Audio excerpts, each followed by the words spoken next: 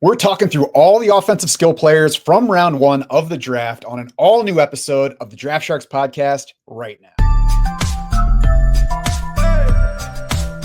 It's the Draft Sharks. Matt Schaff, Jared Smola, and Shane Hallam here to recap the first round of the NFL draft, a night that did not include Shedeur Sanders, but did include two other quarterbacks getting drafted, four wide receivers, including one guy who's about to play 200% of the snaps for his new team, a pair of tight ends, and just two running backs. We are going to hit each of those guys in this discussion, talking both short and long-term outlook. That's going to vary a bit by player because it's more important for some guys than others, but we'll get right into it with Cam Ward going to the Titans at number one overall, the move we all expected by the time we got to last night. He went where we all expected. He's obviously going to start right away. The Titans should be looking to add another wide receiver Friday night. We'll see if that happens, if they add somebody on Saturday or whatever. Right now, it's not a good wide receiver situation. We've got Calvin Ridley, Treylon Burks, Van Jefferson. They just added Tyler Lockett Wednesday. Jared, we've got Cam Ward at QB 25 in our redraft rankings right now. I'm not going to fight anybody who thinks that he belongs ahead of Matthew Stafford, Geno Smith, like whatever about quarterbacks in that range. But I'm not excited about Cam Ward this season. What about you? No, me either. At least not right out of the hop. I mean, we'll see what they do tonight. Like you said, Matt, they have the third pick in the second round tonight. They don't have a third round pick though. They have a couple fourth rounders, but just one pick tonight as of now. So hopefully that is a wide receiver. I do think Ward's situation though is better than the average number one overall pick, right? And we see a lot of these number one overall picks go to teams that are just dumpster fires. I think Tennessee's a little better than that. I like the fact that Brian Callahan's there.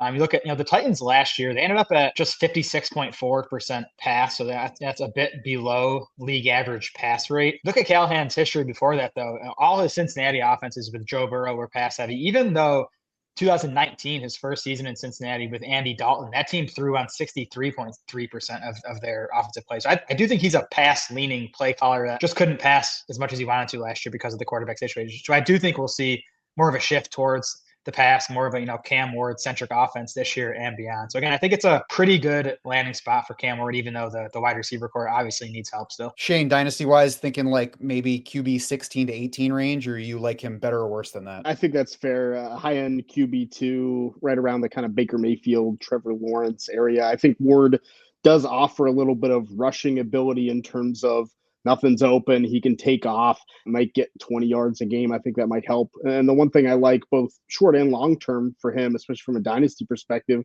it's a pretty good offensive line. And Peter Skoronski, J.C. Latham, they signed Dan Moore to a big deal. I think that's all a benefit. Even if the receivers aren't there, you have a decent run game, you have an offensive line, you have a quarterback that can improv. To me, I think there's a QB1 upside with him if that Brian Callahan offense works out. So right now for Dynasty, I like him as a high-end QB2. Let's get to a more interesting draft pick from last night. Travis Hunter at number 2 to the Jaguars after they traded up from 5. First, the 2025 outlook. Jared, we've got Travis Hunter at wide receiver 44 in the PPR rankings right now. We'll see where the market settles on Hunter as a wide receiver. I'm probably going to be below market because I think that there's more risk to Travis Hunter, even just by virtue of him being different than anything we've ever seen come in at wide receiver, and also be, an exciting prospect overall. So that's bound to boost the market price for the player because people want to get in on that type of guy. I don't envision him being a big part of my 2025 fantasy plans. What about you? Yeah, I would imagine just, some of the stuff I've been reading around the industry and on Twitter and all that stuff. I would imagine we're going to be well below consensus on Travis Hunter. I think his ADP is probably going to climb into the top 30 wide receivers now in these, post-draft fantasy drafts. We'll see. And it's scary to be low on him because he has a super exciting high upside prospect. But like you said, Matt, there's so many questions. I mean, we're all still just guessing. We did have Liam Cohen say last night in their post-draft presser that he's going to start primarily on offense, but he's also going to be mixing in getting practice reps on the defensive side of the ball. The Jags have obviously been planning for this. Cohen talked about how they've been working with the equipment staff and the sports science staff, just how this is going to work with Hunter playing both sides of the ball. So if he's playing any defensive snaps, I don't think he's going to be a full-time player on offense. Like we have him projected around a 70% route rate right now, which is not what a quote unquote starting wide receiver gets. They're up around in the mid 80s to 90% of their routes. So that's why he comes in at wide receiver 44. But this is going to be a fluid situation, I think, for the Jaguars and fantasy owners leading up to week one, probably even throughout the season, just exactly what Hunter's role is going to be on offense. It's possible that a 70% route rate ends up high. I mean, like I said, we don't know. This is a different situation than has ever really hit the NFL. So I'm sure the Jaguars are going to be figuring out as they go. We'll see exactly how much he's on the field. He is at least a good enough player that when Travis Hunter's on the field, we should expect the Jags to target him at a fairly good rate. That's going to be limited some by Brian Thomas Jr. being there. He's at this point already looks like an established wide receiver 1 level player. So that's going to limit the target upside. But, you know, part of the equation for what Travis Hunter gets, and of course, exactly how his role looks is going to matter, not just for 2025, but beyond. If we look at the Shark model, which is our rookie model now live on draftsharks.com, like we've talked about the numbers before, but you can actually go to draftsharks.com and check out the rookie model for yourself. Check out how the prospects stack up. Going back through the 2021 rookie class. So we'll be referring to those numbers for all these players in this show. Travis Hunter is the number 1 wide receiver within that model right now. That puts him ahead of Jamar Chase, who's the number 2 wide receiver. Does that mean that we're saying Travis Hunter is a better receiver than Jamar Chase and is going to be better in the pros than Jamar Chase? No. And that's going to be important for any player you look at. Don't just look at those numbers and think, oh, Draft Sharks thinks this guy is the best wide receiver of the past 5 years. That's not enough context for it. Jamar Chase in particular, like when we're looking at Hunter versus Chase, Jamar Chase's final college season was wiped out because of COVID. He didn't play at all, and he was still drafted number 4 overall by the Bengals. Travis Hunter, of course, as we're talking about, also plays cornerback. That's weighed heavily in his evaluation by the NFL. We'll never know if he would have gone 2nd overall as just a receiver. Maybe he goes later in the draft, and that affects that model score, that aspect of his model score. So, you know, it's important to look into the details of these. We currently have Travis Hunter 4th in our rookie rankings for dynasty leagues. Shane, is that where you would take him, or does he sit any higher or lower in that? I think I'm still there. I mean, I'm excited about this offense for Travis Hunter with Liam Cohen and that Chris Godwin role. He played 61% of the slot snaps last year, was 2nd in PPR fantasy points per game before he got hurt, but only had a 26% target share. So if Hunter plays 70% of the snaps, obviously that, you know, that target share is going to go down, but I think that's the role that Cohen's going to put him in. So that means there's fantasy production here. The upside is really big. I have him kind of 103, 104. I think it's going to be a debate whether you take Travis Hunter, who's risky if he does end up playing more corner snaps or ends up not playing receiver down the line, or Omarion Hampton, who we'll talk about later. So for 1 quarterback leagues, I think that's where I fall. I would put him as the number 2 receiver behind Tet McMillan, who we'll talk about in a second. Yeah, and of course, 1QB is the format we're talking about right now, Jared. We'll talk about the other 3 guys that are ahead of Travis Hunter in those rankings right now. I think even if you like Hunter a little bit more, maybe even 1 spot lower, he's at least the riskiest of those top 4 prospects to me, not, you know, for anything about him as a player, but just because of the uncertainty with his situation. We don't know what the playing time upside is. Maybe he's just always a less than full-time wide receiver and a less than full-time cornerback, which might be great for the Jags, but it would not be ideal for his fantasy production, I would imagine. Yeah, I'm with you guys right now. I think Ashton Jeanty is the clear one-on-one. And I think Tet McMillan, Omarion Hampton, and Travis Hunter to me are a tier of 3 that you could potentially reorder them. But you know, if I'm on the clock right now, I would take Tet McMillan ahead of Hunter for sure, and then I think I'd lean towards Hampton, but I think that's close. We don't need to get deep into Brian Thomas Jr. here in terms of the impact on his fantasy outlook. You know, we'll spend a lot more time on that as it becomes clear what Travis Hunter's role is going to be.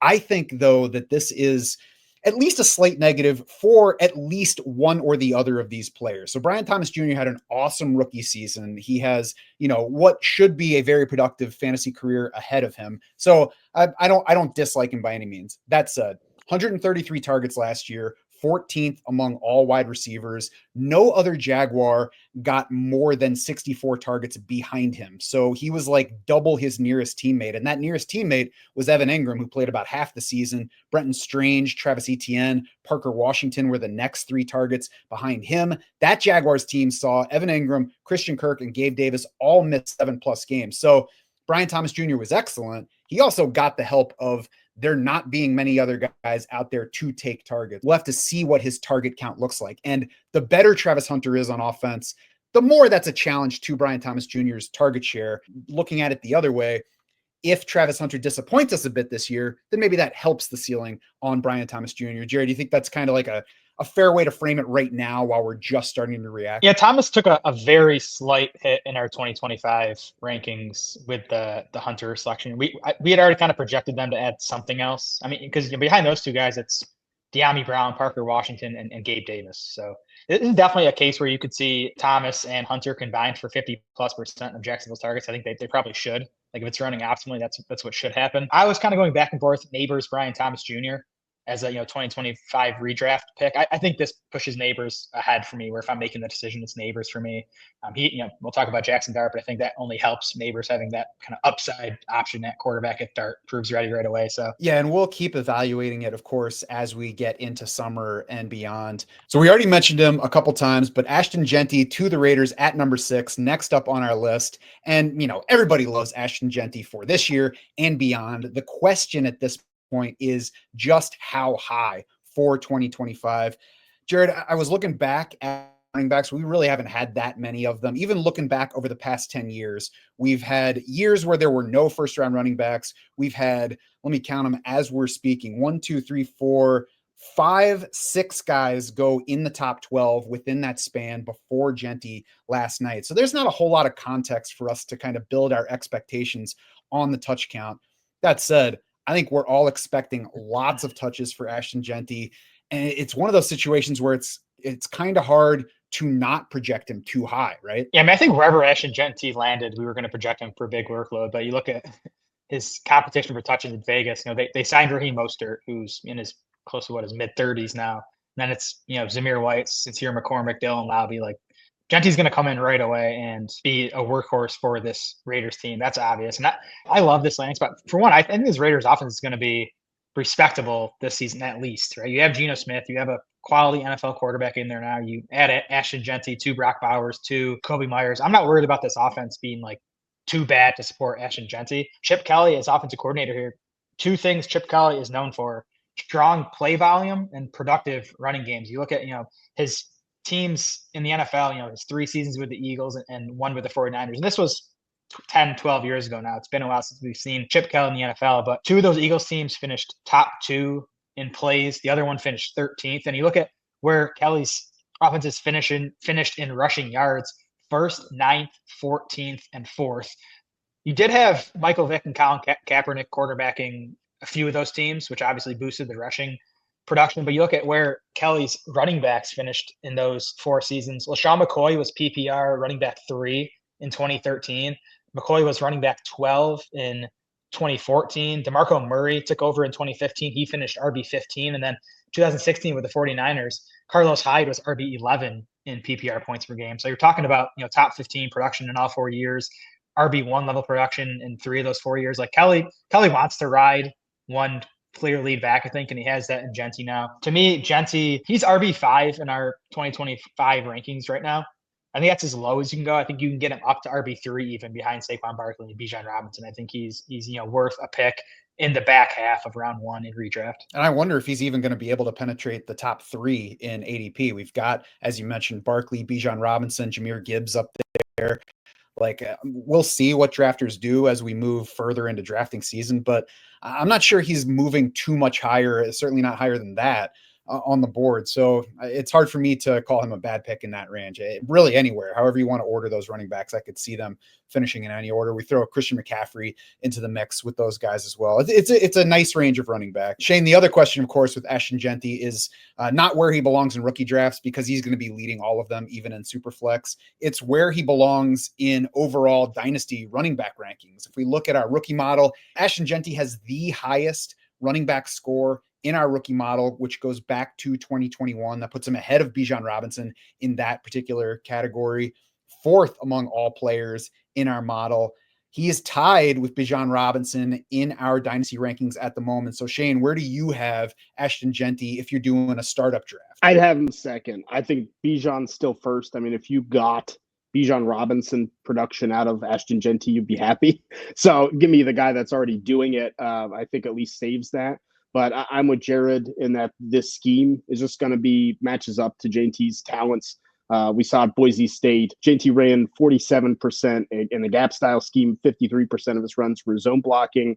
And Chip Kelly at Ohio State, pretty close to that, 44% gap versus 56% zone. So I think it lines up really with what Jeanty does well to have him running behind almost the exact same blocking schemes that will vary based on position. My only worry short term is the offensive line. The Raiders don't have a left guard really right now. The right tackle situation is miserable. So that's probably the one downside short term, but it's something you expect them to get fixed. So to me, the talent, the situation, he's going to get the bulk of the carries, like we saw with LaShawn McCoy, as Jared said, with Chip Kelly. To me, that puts him second, right behind Bijan for Dynasty. Jared, I agree with Shane on that. I mean, we like younger players, obviously, but we're talking about Bijan at 23.3 years old versus Ashton Jeanty at 21.4. So they're both, well within that pre-prime age for running backs. So lots of production should be ahead of both players. And we're also looking at Jeanty, we hope will become what Bijan Robinson is right now, especially because we finally got that workhorse level of action for Robinson late last year. Are you Jeanty over Robinson? I'm not strong. If you made me pick, I'd go Bijan just because we've seen it. I do think his situation is a bit sturdier at this point with the offensive line and the pieces they have there in Atlanta. But if you wanted to put Ashton Jeanty RB1 in Dynasty, I wouldn't argue too hard against it. I think he's that good, and I think the landing spot is that good. And there's no if. I am making you pick. That's the whole reason we're here. Bijan. Next dude that we're talking about, Tet McMillan to the Panthers at number 8. 2025 outlook up first. The opportunity is clearly there. This Panthers team last year had Adam Thielen still leading it in target share, probably reluctantly. I'm sure they would like to have somebody much younger than Adam Thielen, who is about the same age as I am at this point. He was 45th among receivers in target share as well. So it's not like they were forcing him 30% of the targets. It was just like, this is our top guy. He's going to get 20%, and then we'll figure it out from there. Otherwise, they have Xavier Legette and Jalen Coker both going into their second seasons. The opportunity is obvious. We like that. We like the player in Tet McMillan. The Shark model score, 8.39 for him, wide receiver 9 going back to 2021, puts him right between Drake London and Garrett Wilson. It's McMillan over Hunter for us so far. We already talked about that positioning in our rookie rankings, really about role clarity in McMillan's favor versus Travis Hunter. Plus, he doesn't have a Brian Thomas Jr. on his team. So, I mean, is there anything else for McMillan's 2025 outlook, Jared? Are you excited about him heading into the season, or wary of what the market's going to do with his outlook? Tet McMillan comes in at wide receiver 28 for us right now in redraft. We'll see. I think that's about where he was going pre-draft. He might climb a bit post-draft, but we'll see where we end up first marking on Tet McMillan. I want to be in on him for this year and long-term. I think as that Shark model score would tell you, he's not an elite wide receiver prospect, but he's a really good wide receiver prospect. He got the draft capital to match. I'm glad the NFL, I think, got this right, making Tet McMillan the top 10 player in this class, and a clear gap between him and the next group of receivers with Emeka Egbuka going 19th overall. So that's good. I think, like you said, Matt, clear path to the number 1 wide receiver job right away. I think he'll do that. He'll be the clear target leader, by early in the season. To me, the big question is, which version of Bryce Young do we get in Carolina? Is it the guy we saw over the second half of last season? Because if it is, and he's their long-term answer, is it at least, an above average NFL quarterback? I think there's nothing stopping Tet McMillan from being at least a low-end wide receiver 1 in fantasy football within the next year or two. Shane, this is the range in which he was expected to go right after the college season ended and we just started switching over to NFL draft stuff. Is he just the latest example of don't pay too much attention to what they're pretending a player's market value is doing throughout pre-draft season? I think it's exactly that. I mean, we thought he was a clear 102 in rookie drafts back in December, January. And then as things creeped on, he might fall to the late first. He might not be the first receiver off the board. Maybe he's going to be 103. Maybe he's going to be 104. Top 10 draft capital. Bryce Young was pounding the table for him. Dave Canales said that was a big part of why they drafted Tet McMillan. We've seen that not work out for receivers. It doesn't really matter too much, but I think it's a positive at the very least. And it tells you maybe the initial evaluation is right when we look at these players, say this guy's really good, that he's going to end up there. So I think McMillan, clear 102 and 1 QB rookie drafts for sure. The takeaway here is when we get draft position, just realize that that's what the NFL thinks about him. And kind of forget about whatever happened the past 3 months, whatever the case was with that specific player. Moving on to the pair of tight ends that went in the first round, it was Colston Loveland first to the Bears at number 10, which Jared was excited about. 2025 outlook first, Jared. I hate the landing spot for Colston Loveland in 2025 unless the Bears trade Cole Kmet. Kmet is there under contract for a few more years. It does look like it's tradable if they're interested in doing that. It would save them about $7 million in cap space this year, $8 million next year, $10 million in 2027. So it looks like a tradable contract. But, besides Cole Kmet still being there, there's also DJ Moore and Rome Odunze. So, there might be room for both tight ends to be relevant, but there are only so many targets to go around. Yeah, we've talked about this for years. Even on teams that don't have two quality wide receivers, it's rare to see a team produce two fantasy relevant tight ends. And we're already hearing, the Bears are going to run a ton of 12 personnel this season, which is, two tight ends on the field. You just look at last year. The Raiders led the NFL in two tight end sets last year at 36% of their offensive snaps. Now, what's interesting is, the Lions were third on that list, and the Lions, who were coordinated by Ben Johnson, who's now the Bears head coach, they were third on that list at 32% of the snaps. As much as we hear they're going to get these guys on the field together at the same time, it's not going to happen even half of the snaps in Chicago. So Loveland and Kmet are battling for snaps, for routes this season. Now, Loveland is obviously the guy that it sure looks like Ben Johnson handpicked as the guy, he wanted to be a big part of his passing game going forward. Kmet's kind of the holdover from the previous regime. So we already have Loveland projected to outproduce Kmet this season in fantasy. But Kmet's, unless he gets traded, I think he's still going to be in the mix. He's a quality NFL player. Then, like you said, Matt, you have DJ Moore, who pretty regularly is a 23 to 26% target share guy. Rome Odunze, a top 10 pick a year ago. He's probably in for a bigger role. So it's going to be tough for Loveland to get enough volume to, I think, even be a low-end tight end one this season. I think the upside is there for that, but I think you have to draft him as a tight end 2 for 2025 as of now. Yeah, it's certainly possible that he's relevant here, but we've seen far more often where two talented tight ends cannibalize each other's value than actually both deliver us usable fantasy lines. Long-term outlook, I think we can't ignore the presence of Cole Kmet there either. We'd like to think that the Bears drafting Colston Loveland here signals that they're going to create the role for him and cast Cole Kmet aside, especially because we have a new coaching staff in place right now. And, the Shark model agrees with the NFL's evaluation to at least some degree on Colston Loveland, where he's tight end 5, dating back to 2021 with a model score of 8.32.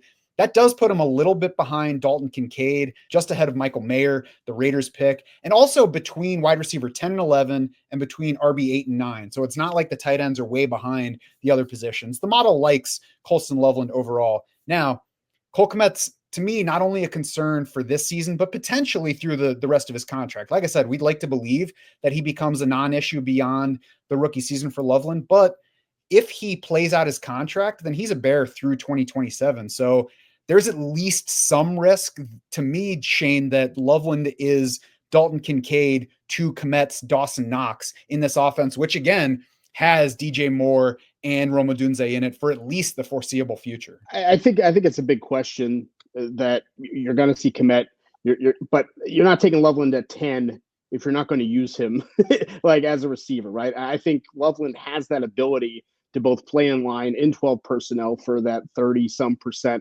Like Jared said, but also to play in the slot. Keenan Allen's not there anymore. I don't think they really have a slot wide receiver. So if you're going to have DJ Moore, Rome Odunze, and Loveland in the slot, I think it almost can help him be a more productive fantasy tight end.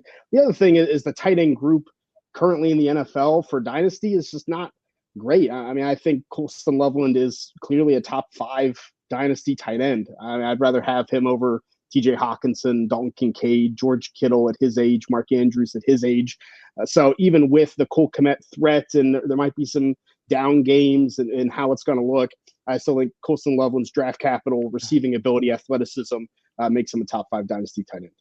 And like I said, with the model score, don't just look and see that he's behind Dalton Kincaid there and assume that we like Dalton Kincaid better than Colston Loveland, because I agree. I'd rather have Loveland than Kincaid at this point. But Jared, I think that with the other players we've talked about their position, I think if you're looking to get a tight end early in your rookie draft, then you're taking either Colston Loveland or Tyler Warren. So to me, the question is not much exactly where that player belongs in the round, but Colston Loveland versus Tyler Warren, because that's going to be the first decision. So where are you on Colston Loveland versus Tyler Warren in a dynasty rookie draft? Yeah, and just for perspective, we have those guys 4th and 5th among all tight ends now in our dynasty rankings. Now we have Warren 4, Loveland 5. I lean towards Colston Loveland if I'm deciding between the two of them. Give me the guy that Ben Johnson just handpicked. I'm as high on Johnson as everyone else is as a schemer, as a play caller. I also like that. I think Loveland has his quarterback of the future. I still believe in Caleb Williams. I think he's going to deliver this year in what now looks like a really strong situation for him, whereas quarterback's obviously a big question mark in Indianapolis. Now Warren's edge is there is no Cole Kmet in Indianapolis. Warren is going to be right out of the gate basically a full-time player for that offense. There's target competition there in Michael Pittman and Josh Downs, but I think there's clearly a easier path to targets right out of the gate for Tyler Warren. Again, the question is, what are the quality of those targets, and even what are the raw number of targets? Because we know the Colts are not going to pass as much as the Bears are. So if you're on the clock and you're taking Colston Loveland, what in your head is making it Loveland over Warren? Quarterback. I need someone to throw the ball to my tight end. I don't think the long-term answer is on the Colts roster right now. And I know, we can say they're going to take another, if Richardson bombs this year, they're going to take another shot at quarterback in 2026, but there's no guarantee they hit on that guy. And it might be 2027, 2028. Like, it's just, I like the certainty at quarterback in Chicago. And again, this is coming from a guy who I had Loveland like right there with Warren, a toss-up pre-draft. So to me, the fact that Loveland goes higher than Warren to a spot with a steadier quarterback situation, that makes Loveland the guy for me. I think there are two key overstatements here that are affecting multiple fantasy formats at this point. One, in Chicago, I think we collectively are treating Ben Johnson as a sure thing as a head coach in Chicago. Like, he just coached a dominant offense in Detroit. Now he's going to bring his genius to Chicago and turn this talented group into a tremendous offense. That's not a sure thing. Josh McDaniels had lots of success, for one example, as an OC in New England, and then sucked as a head coach. Like, it's possible that Ben Johnson is not cut out to be a head coach, and that cuts into what made him such a good OC in Detroit, and that things just don't work out for him on the coaching front. There's also a shot that Caleb Williams doesn't ever work out. Like, I think he's being treated as close to a sure thing now that he got an upgraded coach. He might just, have something that's not quite there that doesn't let him reach his physical ceiling in the pros. So I think those are a couple of uncertainties that are being treated as though they're closer to certain than they should be heading into 2025. The other thing on the Colts side is I think the QB issue is being overrated in terms of impact, likely impact, even potential lowering of ceiling on the Colts offense. So I'm going to start illustrating it by just looking back at last year's top 12 wide receivers in total fantasy points. We got Jamar Chase up top. Obviously, he's got an excellent quarterback. Justin Jefferson at number 2 had Sam Darnold. Amon-Ra St. Brown had Jared Goff, who's fine, nothing special, not elevating his wide receivers. Drake London with Kirk Cousins and Michael Penix Jr. Brian Thomas Jr. had Trevor Lawrence for a bit, then Mac Jones. Malik Neighbors had Daniel Jones, Tommy DeVito, Drew Lock. Then we had Terry McLaurin, who obviously had a rookie quarterback we all like. CeeDee Lamb had a half season of Dak Prescott, a half season of Cooper Rush. Garrett Wilson had whatever's left of Aaron Rodgers and also fell behind Devontae Adams as a target late in the season. JSN had Geno Smith, kind of like Jared Goff, limited guy, not elevating receivers. Mike Evans had Baker Mayfield, who suddenly grew way beyond what we expected this past season. And then Devontae Adams, the last guy, started out with Gardner Minshew, Aiden O'Connell, Aaron Rodgers. That's a lot of guys who did not have much help from their quarterbacks. So I think in the Indy quarterback situation, we're either getting a much better version of Anthony Richardson, because he's going to need to be that to hold down the starting job this year, or we're getting Daniel Jones filling in for him. And Daniel Jones is not that good, but he has also been good enough to support fantasy production from pass catchers in his offense, even at low ADOTs. And that low ADOT could be a positive for his tight end. It could be a positive for slot receiver Josh Downs, where if we get Daniel Jones because Anthony Richardson fails this year, maybe it's actually a positive for, Tyler Warren and shorter range pass catchers. So I'm watching the market to see if it downgrades Josh Downs, Tyler Warren, anybody else really in that situation. And if it does, I'm scooping them in why not range. I think that the market's probably going to agree with you on Loveland versus Warren. And I think that could turn Tyler Warren into a value for at least the long term. And we'll see about that landing spot for this year. I'm with that. I said that last night. I think there's a better chance post-draft that I'm in on Warren than there was pre-draft, because I was definitely below market on him pre-draft. We'll see where his ADP. So I'm talking more dynasty here. I think redraft, I think he's still going to go high enough where I'm not going to be super interested. But dynasty, I think the uncertainty at quarterback could knock him down to a spot where I'm buying. I think if you're going to be a Warren drafter for dynasty, I think you want Anthony Richardson to fail. Even if Richardson hits, it's still going to be a super run heavy offense, and he wants to chuck the ball downfield. And we talked about Warren pre-draft. That's not what he's best at. He's not, at least at Penn State, they didn't use him much downfield. He's more the short range after catch guy. He's awesome after the catch. We've seen it with Josh Downs. Richardson he doesn't throw those short intermediate passes. He wants to look downfield. So even if Richardson hits, I don't think he's a great fit for Tyler Warren. So I think ideally, if you're a Warren drafter, you want Richardson to fail. You want them to find their answer at quarterback in the 2026 draft or free agency, whatever it is. Shane, did anything change for you on Loveland versus Warren with last night? I think I put Loveland slightly ahead of Warren. With you guys, I think it's super close, and I think you can make an argument. The thing in rookie drafts to me is they're both so close. If I'm drafting a tight end in my rookie draft, I don't care which one I get. It doesn't matter. I think they're both top 5 dynasty tight ends. So if I'm staring at both, then it's, can I move down 2 or 3 picks? Is there someone else someone wants? If that's going to be my decision, if I'm like, hey, I'm going to draft a tight end, this is where these guys match up. We'll see how day 2 goes.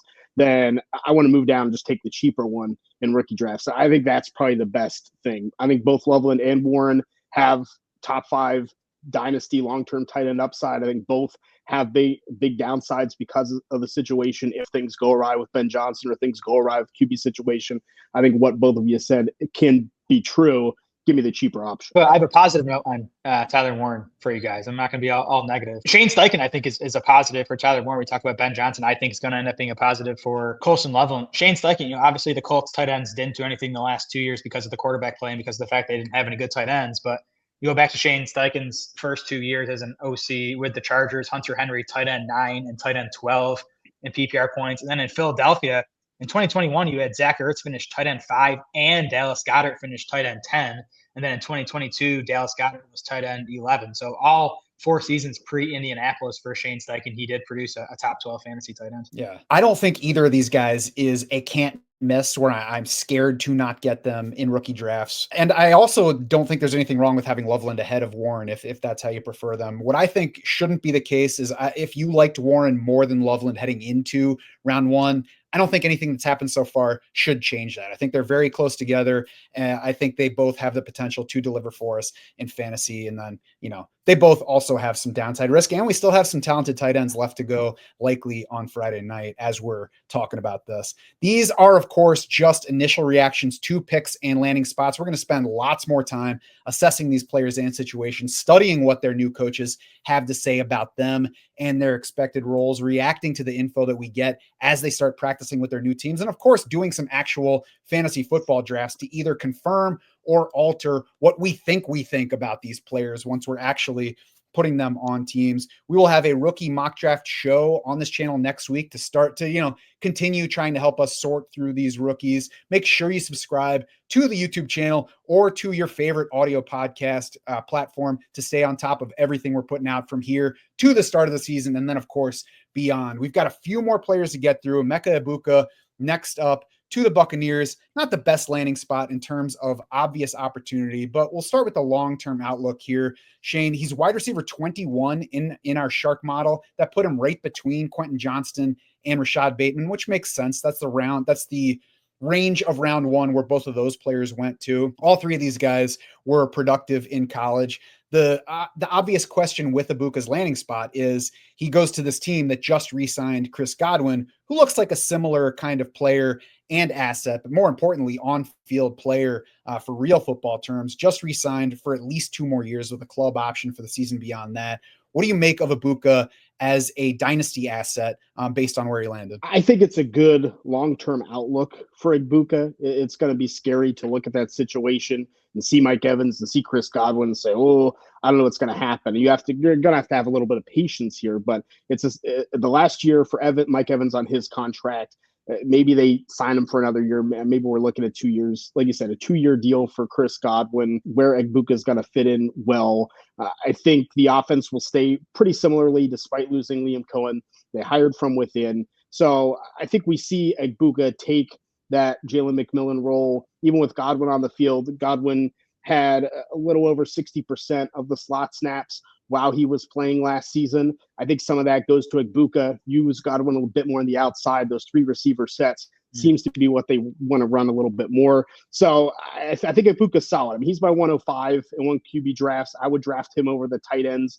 As you said, Matt, I don't think either of these tight ends are can't miss guys. I think Egbuka has PPR upside. So put him kind of in that high end wide receiver 3 territory with DK Metcalf, Jalen Waddle. But I don't think we'll see that immediate payoff for Egbuka unless there's injuries. You might have to be patient for a year or two. Jared, the immediate reaction for us as onlookers is like, you guys are drafting Egbuka. Isn't he just a young version of Chris Godwin? Like the Bucs know what these guys are as player types. And I think it's important to note that with that player type, Godwin has throughout his career been somebody who plays both inside and outside. He tends to score more efficiently in the slot, but he can play both spots. And that's what Jason Light, the GM, said about Egbuka. So there's room for both of those guys to be on the field and moving around. And, maybe it's a good thing for the offense to have these 2 talented receivers who are similar. Yeah, Light's press conference last night was interesting. For starters, he said he wouldn't have been able to sleep last night if he didn't get Emeka Egbuka. So he was obviously super high on their board and someone they had been targeting all along at this pick. So that's telling. He did say that they saw a lot of like Chris Godwin traits in Egbuka. He also said they think Egbuka can play all 3 wide receiver positions. And he at first said this was more of a long-term pick. And then he added but we do think Egbuka can help us this season. So, which I think is obvious, right? Like they see him, they probably hope he can beat out McMillan and be that number 3 wide receiver right out of the gate this season. And then, longer term replace Mike Evans and or Chris Godwin. It will be interesting if Egbuka is that number 3 wide receiver, how they split those slot snaps between Godwin and Egbuka. Because I think if you're talking about Godwin or Egbuka, you want that guy in the slot. I think we've seen, like you said, Matt, Godwin throughout his career has been more efficient from the slot. And I think Egbuka as a pro is going to be more efficient from the slot. So that'll be something to watch in training camp, specifically for Godwin, who, I think we're still going to be drafting as a wide receiver 3. But if he's going to play more on the outside this season, I think that'd be, at least slightly bad news for his 2025 outlook. Jason Light did also say that we should not read into this selection as bad news for Chris Godwin's recovery. Obviously, they knew that he was coming off the injury and recovering when they re-signed him. He said that recovery is going well, so they just like Egbuka. We are going to still have to watch Godwin's recovery through the summer because just because things are on pace now doesn't necessarily mean they're going to stay on pace. I think that recovery and Godwin's status, what he looks like, what it sounds like the team thinks of his readiness is going to matter for the immediate impact of Egbuka. Yeah, I think for 2025, if you're talking redraft, I consider him like a wide receiver handcuff where I think if Evans or Godwin go down, and both those guys have had some trouble staying healthy. I think Egbuka is, and we talked about him as maybe the most NFL ready wide receiver in this class. I think he would be ready in that offense with Baker Mayfield to be a fantasy factor this season if he gets an injury to one of those top 2 guys. He's like the perfect player for our ceiling projections to help because his initial projection, his median projection is probably going to be fairly low, where if both Chris Godwin and Mike Evans are healthy all year, Egbuka's probably not making it into your fantasy lineup. But if either of those guys goes down, I mean, he could easily be a wide receiver 30, like a top 30 wide receiver the rest of the way, who gives us truly helpful weeks like Jalen McMillan did last year, who's not nearly as good a player as Emeka Egbuka is. Next up, running back Omarion Hampton, who, lots of mock drafts had going a lot earlier than he did last night, but he ended up going 22 overall to the Chargers. I think let's start with the 2025 outlook here, Jared, because I think it's better than it seems. You see Hampton land with the Chargers, who just signed Najee Harris. And I think the immediate thought is, crap, he's going to run behind Najee Harris because the Chargers literally just signed him. But they signed Harris to a 1-year deal. $9 million is pretty good for like an average annual salary of a running back. but it also doesn't say this guy is definitely our number one running back and anybody else we add is behind him, especially when you take that running back in the first round. So to me, this is a competition between Najee Harris, who we already know is just kind of okay as an NFL player, and Omarion Hampton, who we think is a very good high upside player. So I think there's a chance that Omarion Hampton works ahead of Najee Harris from very early in the season. And we already have Hampton projected higher overall, right? For sure. Yeah. And it was, by the way, it was 1 year. I'm seeing 1 year, 5.25 million for Najee Harris. Now, fully guaranteed. Like he's obviously going to be on the roster. He's going to be involved. We know Najee Harris. He's a professional running back, right? He's reliable. He's not special. I think, they took Hampton. Let's put it this way. The investment the Chargers made in Omarion Hampton is way bigger than the investment they made in Najee Harris. And I think Hampton's a better player. I think Hampton will be the lead back here. It's going to be a committee. Even last year, we saw when J.K. Dobbins and Gus Edwards were healthy, that was a committee attack. So Harris is going to be involved, but I think Hampton will be the lead back early on, if not by week 1. Now, to me, the big question here for Hampton and Justin Herbert and Ladd McConkey and all these other players on the Chargers is what this run pass split is going to look like. Because we talked about it all last summer, the Harbaugh Roman battery, how much they love running the ball. And that's how they started last season, weeks 1 through 6 last year. The Chargers only passed on 48% of their plays. Week 7 through 8, that spiked to 57% of their plays. So which offense are we going to see this year? Is the Hampton pick a sign that they want to go back to being that, run heavy offense? Or is it, the answer is probably somewhere in between, right? I mean, I think they at some point realized how good their quarterback is and that they didn't want to be a, sub 50% pass rate team. So that's my big question here that obviously impacts Hampton and these other guys is just what the run pass split is going to look like for the Chargers this season. Yeah, to me, the way that they went about that last year tells me that they would like to be closer to 50-50 than they were by the end of last season, because they booted Gus Edwards at the end of the season. They let J.K. Dobbins walk away. So they got to the end of the year and were like, we need to do better at running back, sign Najee Harris. And I probably took the bait and just put in the incentives, the max value of the deal as what he signed for with the Chargers. It's exactly what the agents want us to do when they feed those numbers. But I think the team wants to run the ball more than it did late last year. Maybe they do pass the ball more than we expected heading into last season, but I think overall it's a positive situation for running backs and for that workload. Shane, I also think long-term for Omarion Hampton, there might be people, like I wouldn't be surprised if the market downgrades Hampton a bit because of that Najee Harris factor. I don't think there should be any change versus his pre-draft dynasty outlook. If anything, I think it's a positive, the situation that he landed in, more than a negative that Najee Harris is on hand. I'll be surprised if there's any dynasty fallout from the situation, because this looks great on paper, even if they keep the end of the season pass run split. But honestly, what both of you have discussed, I think 50-50 is the goal. They just want to be a team you don't know if they're going to run the ball or pass the ball, and that'll be great. And they have a tremendous offensive line, have multiple first-round studs on that offensive line. It's a great long-term outlook. I think Omarion Hampton is RB1 upside once Najee is gone, and maybe even this year. So I think he could be should be a mid RB1 in terms of dynasty ranking. Put him right there with Kyron Williams, Kenneth Walker, Bucky Irving.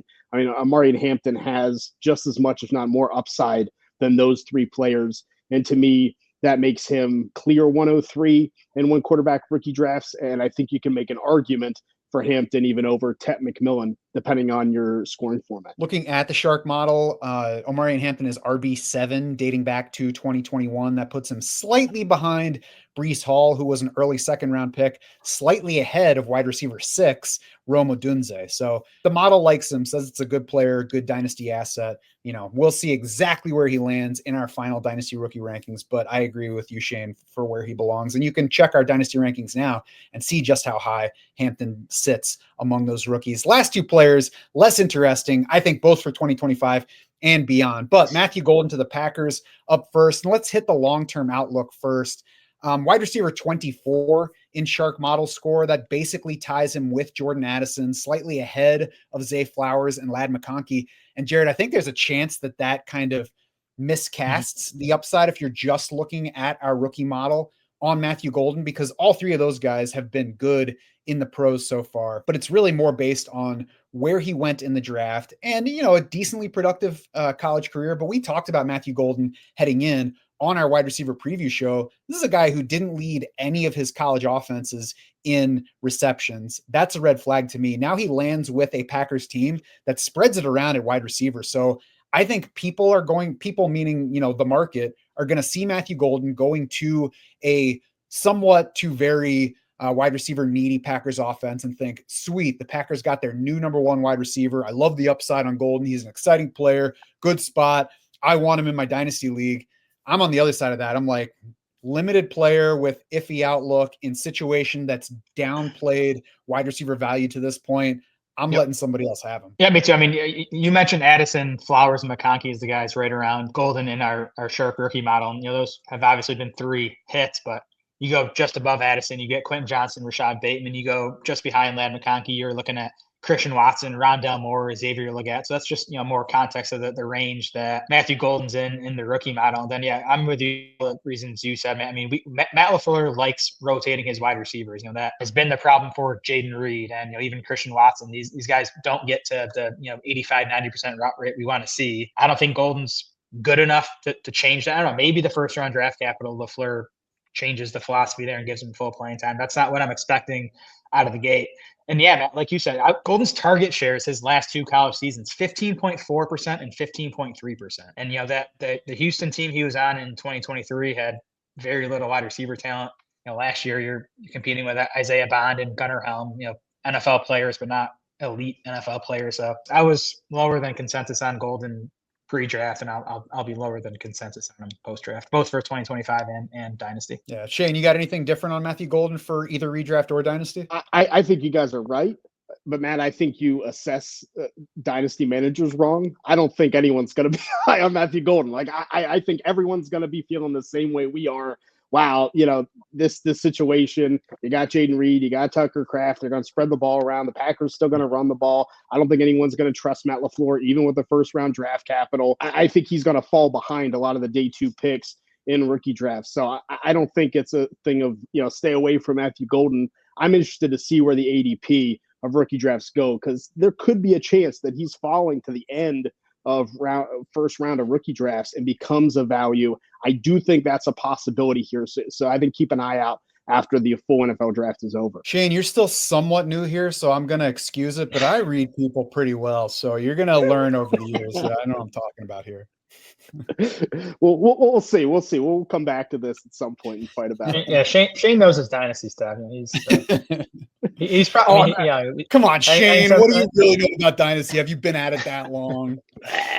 He's right. We're gonna have a ton of running backs go on day 2 here that are gonna move past Golden in the rankings. So yeah, and it's a good point. Like, I'll start out with an assumption, but I'm definitely not going to work under the assumption that this is what the market's going to do. That's just kind of like a starting point, and then we'll see where it goes. If the market doesn't go the way I expect it to do, then I think that's a good reason, just in general, not necessarily in this case, but in general. When the market doesn't do what I expect, then I'm like, okay, well, maybe I'm actually doing the opposite of what I thought I was going to do because the market did the opposite of what I thought it was going. Last player on this list is a guy that I've been semi-excited about heading in, and I'm not sure I'm as excited now as I was. It's Jaxson Dart, quarterback to the Giants. After a late round 1 trade, moved the Giants in to get him, of course, with Shedeur Sanders still on the board. Now, we're looking longer term here. I don't think anybody's expecting Jaxson Dart to be a fantasy savior or even a high impact player this year. QB 17 in the Shark model, which, like I said, dates back to 2021. That puts Jaxson Dart in between Kenny Pickett and Will Levis. That doesn't mean anything about, his production. It doesn't mean we should expect Jaxson Dart to be Kenny Pickett or Will Levis production-wise, because we can look at the way all 3 of those guys went through college and see big differences.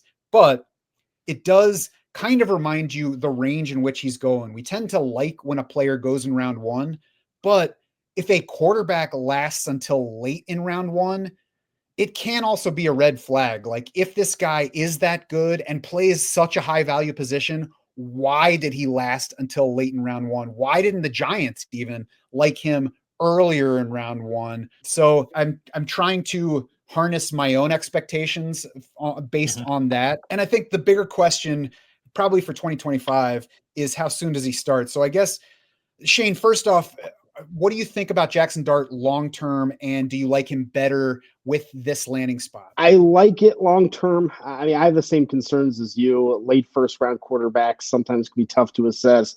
And it seems like this was head coach Brian Daboll's guy. I mean, this was who he wanted, and they were working for days, it seems like, to make a deal to get back in the first to get him. So I think there's at least, hey, this was our guy. Even if we're not taking him at 3, we are excited about it. And the rushing upside that Jaxson Dart brings to the table, I think that is what makes him really intriguing for Dynasty.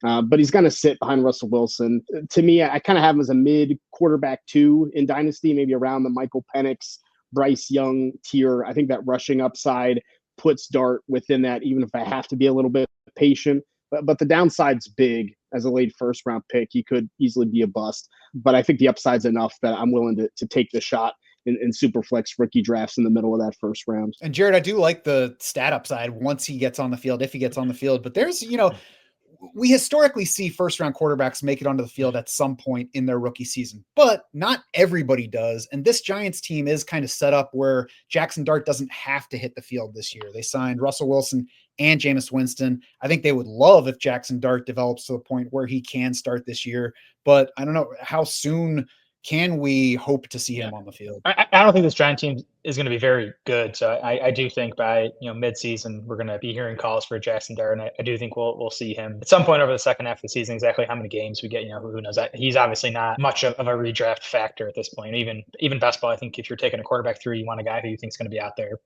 more games than Jaxson Dart's going to be. Dynasty, though, I mean, Dart was our quarterback 2 in the rookie class, even pre-draft. I like him a bit more post-draft than I did pre-draft. I'm a Brian Daboll guy. I think he's, one of the better offensive minds in the NFL. Now he needs to have at least promising season this year, I think, to keep his job. But like Shane said, I do think it's interesting that at least all the reporting was that Dart was Daboll's guy, and the fact that they traded up to get him, and the reporting was that the front office maybe like Shedeur Sanders a bit more. So it seems like if we're trusting the reporting, sided with Daboll here, which I think was a smart decision. I think we would agree. I think you kind of like Dart over Sanders. I like Daboll. Obviously, he's tied to Malik Neighbors long term, which is awesome news. I thought this was interesting too. This actually surprised me. We were talking about the fact that Dart goes in the second half of round 1. Do you guys know there were only in the previous 10 drafts, only 4 quarterbacks in those 10 drafts went in the second half of round 1. They were Paxton Lynch, Lamar Jackson, Jordan Love, and Kenny Pickett. So 2 colossal busts and then two hits, right? In Lamar Jackson and Jordan Love. So that's kind of the range we're looking at. I was also looking at how many games those guys that's why I looked into it. I wanted to see how many games these guys started as rookies. Paxton Lynch 2 games, Lamar Jackson 7 games. Jordan Love 1 game, and Kenny Pickett 12 games. So again, three of those 4 guys were not starters for more than half of the season. I think that's most likely for Jaxson Dart this year. Yeah, and the Giants set it up that way. We'll see. I wish for my best ball shares that Jaxson Dart had landed somewhere like Pittsburgh, where there isn't Russell Wilson already in play. But he landed in the first round with a team that likes him and a Hobbit for a head coach. So we'll see where it goes. We are updating a lot of things on draftsharks.com as the draft goes. Shane and Kevin are working on shark bites for every relevant offensive guy. I'm hitting the IDPs for any of you who care, who play, true fantasy football. Jared's updating projections in real time. So the rest of us are busy telling him which players he gets wrong. And of course, those updated projections are updating the dynasty rankings as well as redraft. So everything's moving as we watch and react to this draft. And of course, we'll keep reacting and doing everything beyond. Why? Because we want to make sure that whatever format you're playing, draftsharks.com is your unfair advantage.